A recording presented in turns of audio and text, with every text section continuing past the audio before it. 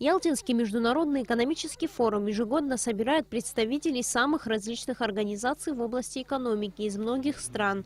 В этом году основной темой форума стало «Будущее мира, будущее России». Для Министерства экономики Абхазии участие в столь масштабном мероприятии – возможность заявить о себе как о независимом государстве.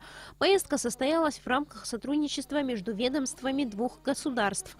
Министр экономики Адгур Ардзинбе отметил, что за все это время было подписано несколько важных проектов. Нам есть о чем говорить. Это взаимная торговля, это морское сообщение, поставка строительных материалов на крымскую территорию. Как известно, там проходят очень объемные масштабные строительные работы. Потом мы говорили о том, чтобы рассматривать и Крым, и Республику Абхазия, и вообще все курорты Черноморского побережья как единый кластер.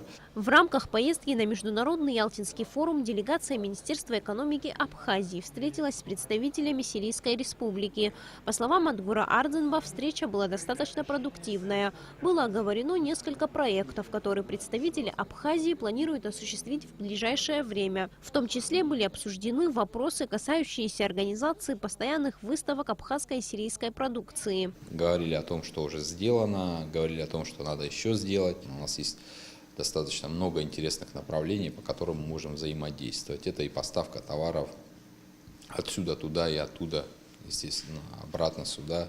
Это и поставка, в перспективе может быть и поставка горюче-смазочных материалов. Как известно, Сирия – нефтедобывающее государство.